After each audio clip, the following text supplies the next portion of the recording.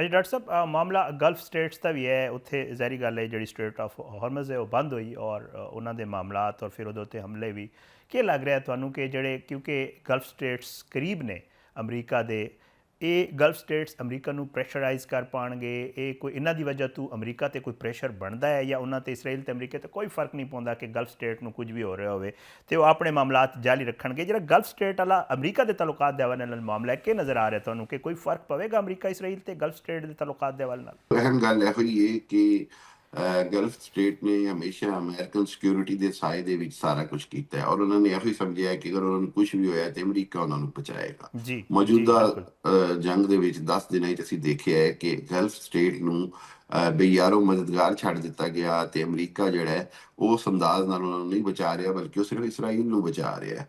ਮੇਰਾ ਖਿਆਲ ਹੈ ਕਿ ਇੱਕ ਤਾਂ ਗੱਲ ਹੈ ਕਿ ਇਹ ਗਲਫ ਸਟੇਟ ਦੀਆਂ ਅੱਖਾਂ ਖੋਲ੍ਹਣ ਵਾਸਤੇ ਕਾਫੀ ਹੈ। ਦੂਜੀ ਚੀਜ਼ ਇਹ ਵੇ ਕਿ ਇਹਦੀ ਵਜ੍ਹਾ ਨਾਲ ਹੁਣ ਗਲਫ ਸਟੇਟ ਜਿਹੜੀਆਂ ਨੇ ਉਹਨਾਂ ਦਾ ਜਿਹੜਾ ਇਤਮਾਦ ਦਾ ਜਿਹੜਾ ਅਸੀਂ ਲੈਵਲ ਉਹ ਘਟ ਗਿਆ। ਤੀਸਰੀ ਗੱਲ ਇਹ ਵੇ ਕਿ ਅਮਰੀਕਾ ਅਗਰ ਇਹਨਾਂ ਨੂੰ ਨਹੀਂ ਬਚਾਉਂਦਾ ਜਾਂ ਇਹਨਾਂ ਦੇ ਵਾਸਤੇ ਨਹੀਂ ਕੁਝ ਕਰਦਾ ਤੇ ਉਹ ਜਿਹੜਾ ਖਿੱਤੇ ਦੇ ਵਿੱਚ ਅਮਰੀਕਾ ਦਾ ਕੰਟਰੋਲ ਹੈ ਉਹ ਆਹਿਸਤਾ ਆਹਿਸਤਾ ਘਟ ਜਾਏਗਾ। ਹੁਣ ठीक ਇੱਕ ਗੱਲ ਬੜੀ ਅਹਿਮ ਹੈ ਉਹ ਇਹ ਵੇ ਕਿ ਇਹਨਾਂ ਗਲਫ ਸਟੇਟਸ ਜਾਂ ਆਪਣੇ ਉਹਨਾਂ ਨੂੰ ਆਪ ਫੈਸਲਾ ਕਰਨਾ ਪਏਗਾ ਕਿ ਇਹਨਾਂ ਨੇ ਕਿਸ ਅੰਦਾਜ਼ ਦਾ ਦਬਾਅ ਪਾਉਣਾ ਹੈ ਅਮਰੀਕਾ ਦੇ ਉੱਤੇ।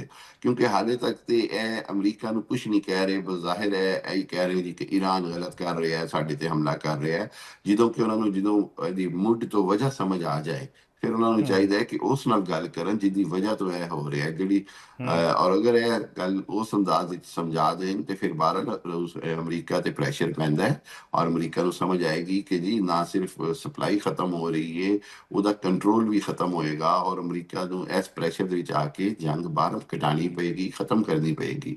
ਲੇਕਿਨ ਇਹਦੇ ਵਾਸਤੇ ਅਰਬ ਮੁਲਕਾਂ ਦਾ ਖਸੂਸੀ ਤੌਰ ਤੇ UAE ਕਤਰ ਦਾ ਇਕੱਠ ਦੇ ਨਾਲ ਅਮਰੀਕਾ ਤੇ ਪ੍ਰੈਸ਼ਰ ਪਾਉਣਾ ਬੜਾ ਜ਼ਰੂਰੀ ਹੈ ਔਰ ਸਾਊਦੀ अरब ਦਾ भी।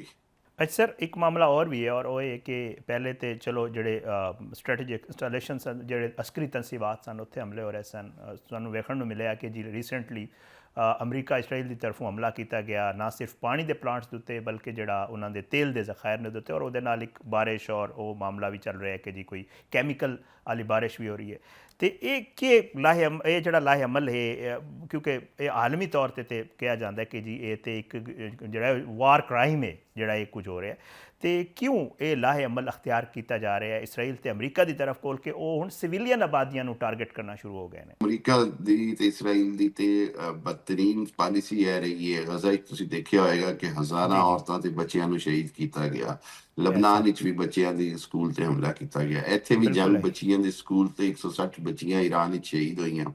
ਸੋ ਇਹ ਮੈਂ ਸਮਝਦਾ ਵਾਂ ਕਿ ਆਪਣੇ ਵਕਤ ਦੇ ਬਦਤਰੀਨ ਅੰਦਾਜ਼ ਦੇ ਹਮਲੇ ਹੋ ਰਹੇ ਨੇ ਈਰਾਨ ਤੇ ਇਸਰਾਈਲ ਵੱਲੋਂ ਔਰ ਮੈਂ ਤਾਰੀਖ ਵਿੱਚ ਇਸ ਤਰ੍ਹਾਂ ਦੀ ਮਿਸਾਲ ਨਹੀਂ ਮਿਲਦੀ ਨਾ ਪਹਿਲੀ ਜੰਗ ਅਜ਼ੀਮ ਵਿੱਚ ਨਾ ਦੂਜੀ ਜੰਗ ਅਜ਼ੀਮ ਵਿੱਚ। तो बिल्कुल ईरान ਜਿਹੜਾ ਹੈ ਉਹ ਸਾਰੀ ਦੁਨੀਆ ਦੇ ਸਾਹਮਣੇ ਵੇ ਕਿ ਈਰਾਨ ਬਾਰ-ਬਾਰ ਕਹਿ ਰਿਹਾ ਜੀ ਕਿ ਮੈਂ ਸਟ੍ਰੈਟੇਜਿਕ ਜਾਂ ਇੰਡੀਆ ਅਮਰੀਕੀ ਫੌਜੀ ਅੱਡਿਆਂ ਤੋਂ ਇਲਾਵਾ ਕਿੱਥੇ ਹਮਲਾ ਨਹੀਂ ਕਰ ਰਿਹਾ ਔਰ नहीं ਕਿੱਥੇ करा। ਵੀ ਹੋਰ ਕੋਈ ਅਗਰ ਮਿਜ਼ਾਈਲ ਡਿੱਗ ਰਿਹਾ ਹੈ ਤੇ ਈਰਾਨ ਫੌਰਨ ਦੱਸਦਾ ਹੈ ਕਿ ਜੀ ਮੇਰਾ ਇਹਦੇ ਨਾਲ ਤਾਲੁਕ ਨਹੀਂ ਹੈਗਾ। ਫਿਰ ਉਸ ਤੋਂ ਬਾਅਦ ਸੈਟਲਾਈਟ ਦੇ ਜ਼ਰੀਏ ਟ੍ਰੇਸ ਵੀ ਹੋ ਜਾਂਦਾ ਹੈ ਕਿ ਇਹ ਮਿਜ਼ਾਈਲ ਕਿੱਥੋਂ ਆਇਆ ਕਿੱਥੋਂ ਚੱਲਿਆ ਤੇ ठीक ਉਹੀ ਉਸੇ ਜਗ੍ਹਾ ਜਿੱਥੋਂ ਮਿਜ਼ਾਈਲ ਈਰਾਨ ਦੇ ਖਿਲਾਫ ਚੱਲ ਰਹੇ ਨੇ ਉੱਥੋਂ ਹੀ ਮਿਜ਼ਾਈਲ ਜਿਹੜੇ ਨੇ ਉਹ ਅਰਬ ਮੁਲਕਾਂ ਦੇ ਭਾਵੇਂ ਉਹ ਡੀਸੈਲਿਟਾਈਜ਼ੇਸ਼ਨ ਪਲਾਂਟ ਹੋਵੇ ਪਾਣੀ ਦਾ ਪਲਾਂਟ ਹੋਵੇ ਜਾਂ पकड़े ਦੂਸਰੇ गए ने ਪਲਾਂਟ ਹੋਣ जासूस ਉੱਥੋਂ ਤੇ ਵੀ पकड़े गए ਚੱਲ ने। ਗਏ ਨੇ बिल्कुल ਜਾਂ बिल्कुल। ਆਇਲ ਰਿਫਾਈਨਰੀ ਤੇ ਚੱਲੇ ਨੇ। ਤਾਂ जी ਮੇਰਾ ਤਾਂ ਖਿਆਲ ਹੈ ਕਿ ਇਹ ਬੇਸਿਕਲੀ ਜਿੰਨੀ ਅੱਜ ਦੀ ਦੁਨੀਆ ਐਡਵਾਂਸ ਹੈ ਜਿਸ ਤਰ੍ਹਾਂ ਫੌਰੀ ਤੌਰ ਤੇ ਇਤਲਾਤ ਮਿਲ ਜਾਂਦੀਆਂ ਨੇ ਇਹ ਅਰਬ ਮੁਲਕਾਂ ਨੂੰ ਸੋਚਣਾ ਪਏਗਾ ਕਿ ਇਹਨਾਂ ਦਾ ਅਸਲ ਦੁਸ਼ਮਣ ਕੌਣ ਹੈ। ਅਸਲ ਦੁਸ਼ਮਣ ਉਹ ਹੈ ਜਿਹੜਾ ਇਹਨਾਂ ਦੀ ਸ਼ਹਿਰੀ ਆਬਾਦੀਆਂ ਤੇ ਹਮਲਾ ਕਰ ਰਿਹਾ ਹੈ ਇਹਨਾਂ ਦੇ ਪਾਣੀ ਦੇ ਪਲਾਂਟ ਤੇ ਹਮਲਾ ਕਰ ਰਿਹਾ ਹੈ ਇਹਨਾਂ ਦੀ ਆਇਲ ਰਿਫਾਈਨਰੀ ਤੇ ਹਮਲਾ ਕਰ ਰਿਹਾ ਹੈ ਔਰ ਇਹਨਾਂ ਨੂੰ ਜ਼ਬਰਦਸਤੀ ਜੰਗ ਦੇ ਵਿੱਚ ਧੱਕਿਆ धकेल ਲਾ ਰਿਹਾ ਹੈ ਕਿ धकेल। ਜੀ ਇਹ ਹਰ ਸੂਰਤ ਜੰਗ ਦੇ ਵਿੱਚ ਸ਼ਾਮਲ ਹੋਣ। ਤੇ ਅਸਲ ਦੁਸ਼ਮਣ ਤੇ ਇਸਰਾਈਲ ਹੋਇਆ ਅਮਰੀਕਾ ਹੋਇਆ ਅਰਬ ਮੁਲਕਾਂ ਦਾ ਵੀ ਔਰ ਇਹ ਉਹ ਸੂਰਤ ਹਾਲ ਹੈ ਜਿਹੜੀ ਮੇਰਾ ਖਿਆਲ ਹੈ ਕਿ ਬੜੀ ਤੇਜ਼ੀ ਨਾਲ ਖਿੱਤੇ ਦੇ ਅਰਬ ਦੀ ਆਵਾਮ ਨੂੰ ਤੇ ਸਮਝ ਆ ਰਹੀ ਹੈ। ਹੁਣ ਹਕੂਮਤਾਂ ਇਹਨੂੰ ਕਿਸ ਤਰ੍ਹਾਂ ਲੈਂਦੀਆਂ ਨੇ ਕਿਸ ਤਰ੍ਹਾਂ ਇਹਦੇ ਤੇ ਰਿਐਕਸ਼ਨ ਕਰਦੀਆਂ ਨੇ ਇਹ ਆਉਣ ਵਾਲੇ ਦਿਨਾਂ 'ਚ ਜ਼ਿਆਦਾ ਕਲੀਅਰ ਹੋਏਗਾ ਜ਼ਿਆਦਾ ਵਾਜ਼ੇ ਹੋ। तो सर ये क्यों नज़र आ रहा है मैं बल्कि थोड़ा ही तजिया भी वेख रहा सा कि ईरान जड़ा है वो जंग बंदी वास्ते बिल्कुल राजी नज़र नहीं आ रहा बल्कि ਇਹ ਤਾਂ ਨਜ਼ਰ ਆ ਰਿਹਾ ਕਿ ਸ਼ਾਇਦ ਈਰਾਨ ਨੂੰ ਸੂਟ ਕਰ ਰਿਹਾ ਕਿ ਉਹ ਜੰਗ ਜਾਰੀ ਰੱਖੇ। ਇਹਦੀ ਕੀ ਵਜ੍ਹਾ ਨਜ਼ਰ ਆ ਰਹੀ ਹੈ ਕਿ ਅਮਰੀਕਾ ਜੰਗ ਲਾਈ ਔਰ ਈਰਾਨ ਕਹਿ ਰਿਹਾ ਕਿ ਅਸੀਂ ਹੁਣ ਬਿਲਕੁਲ ਵੀ ਨਹੀਂ ਕਿਨਾਰਾ, ਅਸੀਂ ਤਾਂ ਜੰਗ ਜਾਰੀ ਰੱਖਾਂਗੇ। ਇਹਦੀ ਕੀ ਵਜ੍ਹਾ ਨਜ਼ਰ ਆ ਰਹੀ ਹੈ ਤੁਹਾਨੂੰ ਸਰ? ਦੇਖੋ ਸ਼ਾਇਦ ਭਾਈ, ਬੁਨਿਆਦੀ ਗੱਲ ਇਹ ਹੁੰਦੀ ਹੈ ਕਿ ਜੰਗ ਦਾ ਖਾਤਮਾ ਜਿਹੜਾ ਹੈ ਨਾ, ਉਹ ਕਿਸੇ ਦੀ ਜਿੱਤ ਤੇ ਕਿਸੇ ਦੀ ਹਾਰ ਤੇ ਹੁੰਦਾ ਹੈ। ਈਰਾਨ ਬਿਲਕੁਲ ਹੈ। ਦਾ ਜੰਗ ਜਾਰੀ ਰੱਖਣ ਦਾ ਮਕਸਦ ਹੈ ਵੀ ਕਿ ਇਹ ਨਹੀਂ ਉਹ ਚਾਹੁੰਦਾ ਕਿ ਅਮਰੀਕਾ ਫਿਰ 6 ਮਹੀਨੇ ਬਾਅਦ ਦੁਬਾਰਾ ਉਹਦੇ ਤੇ ਚੜ੍ਹਾਈ ਕਰੇ, ਹਾਂ, ਫਿਰ ਜਿਸ ਦੁਬਾਰਾ ਤਰ੍ਹਾਂ ਪਹਿਲੇ ਕੀਤੀ ਸੀ। ਈਰਾਨੀ ਆਵਾਮ ਨੂੰ ਸਾਰੀ ਕੀਮਤ ਚੁਕਾਣੀ ਪਏ। ਈਰਾਨ ਨੂੰ ਇਹ ਬਿਲਕੁਲ ਹੈ। ਲੱਗ ਰਿਹਾ ਹੈ ਕਿ ਉਹਨੇ ਜਿੰਨੇ ਖੁੱਲੇ ਡੁੱਲੇ ਤਰੀਕੇ ਨਾਲ ਹਮਲੇ ਕਰ ਦਿੱਤੇ ਨੇ, ਸਾਰਿਆਂ ਨੂੰ ਵਾਰਨ ਕਰ ਦਿੱਤਾ, ਸਾਰਿਆਂ ਨੂੰ ਇੱਕ ਵਾਰੀ ਆਪਣੀ ਤਾਕਤ ਦੱਸ ਦਿੱਤੀ, ਉਹ ਇੰਨੀ ਜਲਦੀ ਠੀਕ। ਜੰਗ ਐਸੀ ਨਹੀਂ ਖਤਮ ਕਰੇਗਾ ਕਿ ਜਦੋਂ ਤੱਕ ਵਾਜ਼ੇ ਤੌਰ ਤੇ ਇਸਰਾਈਲ ਜਿਹੜਾ ਹੈ ਉਹ ਹਮੇਸ਼ਾ ਵਾਸਤੇ ਠੰਡਾ ਨਾ ਹੋ ਜਾਏ। ਉਹ ਜਿਹੜਾ ਹਿਜ਼ਬੁੱਲਾ ਤੇ ਵੀ ਹਮਲੇ ਕਰਦਾ ਹੈ, ਯਮਨ ਤੇ ਹੋਤੀ ਤੇ ਹਮਲੇ ਕਰਦਾ ਹੈ, ਗਜ਼ਾ ਤਬਾਹੀ ਮਚਾਉਂਦਾ ਹੈ, ਉਸ ਮਸਲੇ ਨੂੰ ਇੱਕ ਤੇ ਉਹ ਚਾਹੁੰਦਾ ਹੈ ਕਿ ਹਮੇਸ਼ਾ ਵਾਸਤੇ ਮੁੱਢੋਂ ਮੁਕਾਇਆ ਜਾਏ। ਦੂਜੀ ਗੱਲ ਹੈ ਵੀ ਕਿ ਹੁਣ ਇਸ ਵੇਲੇ ਅਮਰੀਕਾ ਨੇ ਜਿਸ ਅੰਦਾਜ਼ ਵਿੱਚ ਆਪਣੀ ਤਾਕਤ ਤੇ ਫੌਜੀ ਤੇ ਬਹਿਰੀ ਬੇੜੇ ਸਮੁੰਦਰ ਖਲੀਜ ਫਾਰਸ ਵਿੱਚ ਲੈ ਆਇਆ ਹੈ, ਉਸ ਤੋਂ ਬਾਅਦ ਮੈਂ ਸਮਝਦਾ ਹਾਂ ਕਿ ਅਮਰੀਕਾ ਖੁਦ ਬੜੀ ਕਮਜ਼ੋਰ ਤੇ ਬੇਬਸੀ ਦੀ ਪੋਜੀਸ਼ਨ ਵਿੱਚ ਕਿੰਨਾ ਅਰਸਾ ਬੰਬਾਰੀ ਕਰ ਲੈਂਦੇ, ਕਿੰਨਾ ਅਰਸਾ ਉਹ ਮਿਜ਼ਾਈਲ ਸੁੱਟ ਲੈਂਦੇ। ਇਵੈਂਚੁਅਲੀ ਅਗਰ ਉਹ ਥੱਲੇ ਆਉਂਦੇ ਤੇ ਥੱਲੇ ਆਉਣ ਦਾ ਤੇ ਉਹ ਬੂਟਸ ਔਨ ਗਰਾਊਂਡ ਦਾ ਤੇ ਉਹ ਇੰਤਜ਼ਾਰ ਕਰ ਰਹੇ ਨੇ ਕਿ ਫੌਜੀ ਉਤਰਨ ਤੇ ਤੇ ਇਰਾਨੀ ਅਸੀਂ ਜਿਹੜੇ ਨੇ ਮਾਰੀਏ। ਉਹ ਤਿਆਰ ਬੈਠੇ ਨੇ। ਸੋ ਬਿਲਕੁਲ ਹੈ, ਈਰਾਨ ਬਿਲਕੁਲ। ਨੂੰ ਜੰਗ ਲੰਬਾ ਕਰਨ ਵਿੱਚ ਫਾਇਦਾ ਹੈ ਵੀ ਕਿ ਉਹ ਪਹਿਲੀ ਪਾਬੰਦੀਆਂ ਦੇ ਨਾਲ ਰਹਿ ਰਹੇ ਸਨ। ਉਹ ਤੇ ਹਰ ਚੀਜ਼ ਅੰਦਰੋਂ ਹੀ ਕਰ ਰਹੇ ਨੇ, ਲੇਕਿਨ ਦੁਨੀਆ ਦੇ ਵਿੱਚ ਤੇਲ ਦੀ ਸਪਲਾਈ ਰੁਕਦੀ ਹੈ, ਦੁਨੀਆ ਵਿੱਚ ਮਹਿੰਗਾਈ ਦਾ ਤੂਫਾਨ ਆ ਗਿਆ ਹੈ, ਦੁਨੀਆ ਵਿੱਚ ਸਟਾਕ ਮਾਰਕੀਟਾਂ ਕ੍ਰੈਸ਼ ਕਰ ਰਹੀਆਂ ਨੇ, ਯੂਰਪ ਦਾ ਪੂਰਾ ਦਬਾਅ ਪੈ ਰਿਹਾ ਅਮਰੀਕਾ ਤੇ ਕਿ ਕਿਉਂ ਇਹੋ ਜਿਹੀ ਜੰਗ ਸ਼ੁਰੂ ਕੀਤੀ ਗਈ ਜਿਹਦਾ ਖੁਦ ਅਮਰੀਕਾ ਨੂੰ ਨਹੀਂ ਸੀ ਕੋਈ ਕੰਟਰੋਲ ਜਾਂ ਕੋਈ ਪਤਾ ਨਹੀਂ ਸੀ ਕਿ ਕਿਸ ਤਰ੍ਹਾਂ ਖਤਮ ਹੋਏਗੀ। ਔਰ ਉਸ ਤੋਂ ਬਾਅਦ ਹੁਣ ਤੁਸੀਂ ਦੇਖੋ ਕਿ ਅਮਰੀਕਾ ਦੇ ਅੰਦਰ ਵੀ ਆਵਾਜ਼ਾਂ ਉੱਠ ਰਹੀਆਂ ਨੇ, ਰਿਪਬਲਿਕਨਸ ਦੇ ਵਿੱਚ, ਅਮਰੀਕੀ ਫੌਜ ਦੇ ਵਿੱਚ, ਸਬਮੈਰੀਨਸ ਦੇ ਵਿੱਚ, ਕਿ ਜੀ ਇਹ ਨਾ ਤੇ ਸਾਡੀ ਜੰਗ ਹੈ, ਇਸਰਾਈਲ ਦੀ ਖਾਤਰ ਅਮਰੀਕੀ ਬੱਚਿਆਂ ਨੂੰ ਕਿਉਂ ਮਰਵਾਇਆ ਜਾ ਰਿਹਾ ਹੈ, ਇਸਰਾਈਲ ਦੀ ਖਾਤਰ ਅਮਰੀਕਾ ਦੀ ਤਬਾਹੀ ਕਿਉਂ ਹੋ ਰਹੀ ਹੈ। ਜਦੋਂ ਇਹ ਸਾਰਾ ਕੁਝ ਹੋ ਰਿਹਾ ਤੇ ਦਬਾਅ ਵਿੱਚ ਅਮਰੀਕਾ ਹੈ, ਤੇ ਜਦੋਂ ਦੋ ਧਿਰਾਂ 'ਚ ਜੰਗ ਹੁੰਦੀ ਹੈ ਤੇ ਫਿਰ ਜੰਗ ਜਿੱਤ ਤੇ ਹਾਰ ਤੇ ਖਤਮ ਕਰਨ ਵਾਸਤੇ ਲੰਬੀ ਕਰਕੇ ਤੇ ਜੰਗ ਨੂੰ ਹਮੇਸ਼ਾ ਵਾਸਤੇ ਮੁਕਾਉਣਾ ਜ਼ਰੂਰੀ ਹੁੰਦਾ ਹੈ।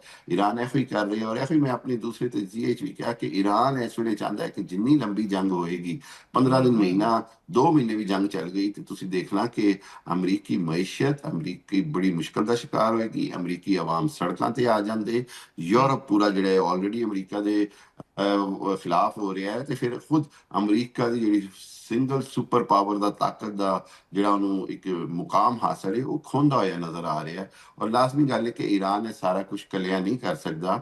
ਮੈਂ ਤੇ ਤੁਸੀਂ ਇਹ ਗੱਲ ਸਮਝਦੇ ਆ ਕਿ ਬਹਰਹਾਲ ਈਰਾਨ ਨੂੰ ਬਿਲਵਾਸਤਾ ਤੌਰ ਤੇ ਰੂਸ ਔਰ ਚਾਈਨਾ ਦੀ ਮਦਦ ਵੀ ਹਾਸਲ ਹੈ।